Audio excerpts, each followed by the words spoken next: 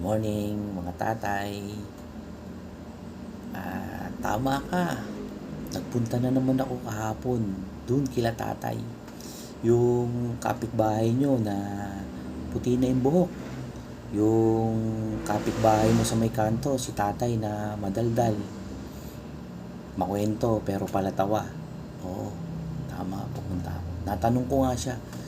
Sabi ko, Tay, ano masasabi mo sa kasalukuyang nangyayari ngayon sa bansa na may kaguluhan, may problema, may paghihirap, may kalamidad?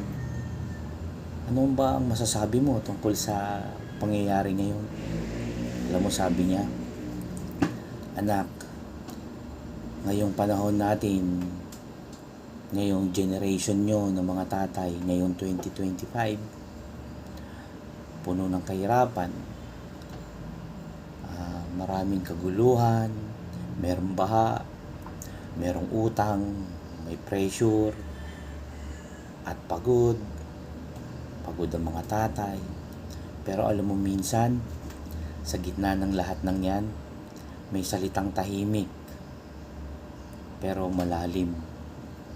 Sabi ng Lord, ako ang ilog na nagbibigay buhay. Hindi bagyo, hindi balita, hindi problema, kundi si Lord mismo ang ilog na nagbibigay ng buhay. At kapag nagsalita siya, si Lord sa buhay mo, may ipapagawa siya sa iyo. Gaya ni Gideon. Alam mo ba, nung panahon ni Gideon, sobrang kahirapan, sinasakop sila, siya ay nagtatago. At sa gitna ng gulo, merong tinatawag ang Diyos. Si Gideon ay katulad ng mga maraming tatay ngayon. Takot, pagod, nagtatago sa kaaway. Pero maraming parang katulad ng mga ibang tatay natin ngayon. Takot mawalan ng trabaho, hindi makaprovide, natatakot na hindi makaprovide, takot bumagsak ang pamilya, takot ma-short sa araw-araw. Pero sabi ng Diyos kay Gideon, kumalma ka, huwag kang matakot, sasamahan kita. Yan ang sabi ni Lord kay Gideon. At sinasabi rin ni Lord sa iyo ngayon na pumayapa ka, huwag kang matakot. Sabi ni Lord, ako ang ilog ng buhay. Lumapit ka sa akin. At pagkatapos niyan, nakakausapin ni Lord si Gideon. Gumawa si Gideon ng altar. Alam mo ba, pwede ka rin gumawa ng altar ngayong panahon na to. Nung panahon ni Gideon, ang altar ay mga pinag-umpok-umpok na bato. Tapos doon siya nag-aalay ng halimbawang kambing. Doon niya yun ibibigay sa Panginoon. Iaalay niya. Pero ngayon, alam mo ba, ang altar, sa gitna ng kaguluhan din ngayon, katulad ni Gideon, pwede kang gumawa ng altar, tatay. Hindi malaking altar. Ito ay magiging altar na sa gitna ng kaguluhan, ang altar ay palatandaan mo na ikaw ay binigyan ng kapayapaan ng Diyos. Altar na hindi sementado, hindi mamahalin, pero makapangyarihan. Kasi pagkatapos mong bigyan ng kapayapaan ng Lord, pagkatapos mong makausap ang Lord, ginawa mo siya ng altar. Sa panahon ngayon, ang altar natin ay hindi na katulad kay Gideon na mga bato. Ang altar, tatay, ng bagong generation mo ngayon ay ang buhay mo na binago ni Kristo. Yan ang altar mo. At sa ngayong 2025, ang altar ng pamilya ay isa sa mga altar mo. Kapag nananalangin ka, kapag humahawak ka sa kamay ng asawa mo, kahit may tampuhan, kapag inakay mo ang anak mo at sinabihan mo, ibaon mo sa puso mo, anak, ang Diyos. Yun ang altar. Yun ang presensya ni Lord. Pangalawang altar, altar ng kabutihan. Kapag nag-aabot ka ng tulong, kahit kapos ka, kapag hindi ka umiwas sa responsibilidad, kapag naging liwanag ka sa kapitbahay mo na problemado, yung simpleng tulong mo, alam mo ba, burn offering yun kay Lord. Altar ng tapang at disiplina.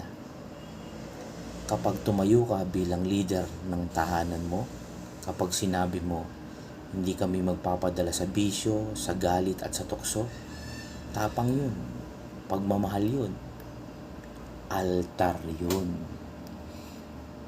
Pang-apat na altar, altar ng kwento mo. Mga tatay, ang tunay na altar ngayon ay yung kwento mo kung paano ka muling binuhay ni Lord. Kung paano ka bumangon sa pagkatalo, gumaling mula sa mga sugat, kung paano ka nagbago mula sa mga bisyo, umayos mula sa mga gulo, kung paano ka tatay tumindig bilang ama, bilang asawa, at bilang lingkod ng Diyos. Alam mo ba, walang altar na mas malakas pa sa testimony ng isang ama na binago ni Kristo.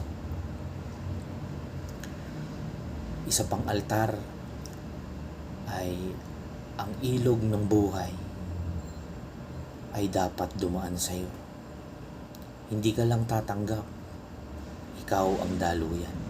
Kapag dumaloy ang buhay ni Kristo sa iyo, mawawala ang takot, mapapalitan ng tapang, mawawala ang galit, mapapalitan ng kapayapaan, mawawala ang pagkalito, mapapalitan ng direksyon.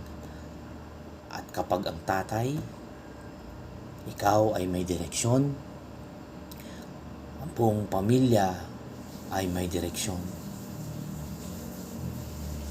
Tay, itayo mo ang altar mo para sa Panginoon. Hindi mo kailangan ng milyon, hindi mo kailangan ng malaking bagay. Ang altar ay nagsisimula sa 3 bagay. Itayo mo sa puso mo ang altar, si Lord. Ialay mo ang pamilya mo kay Lord. Ikwento mo ang ginawa ni Lord sa buhay mo.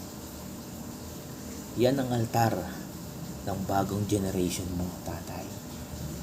At sasabihin sa iyo ng Diyos, tulad ng sinabi niya kay Gideon, pumayapa ka, ako ay kasama mo.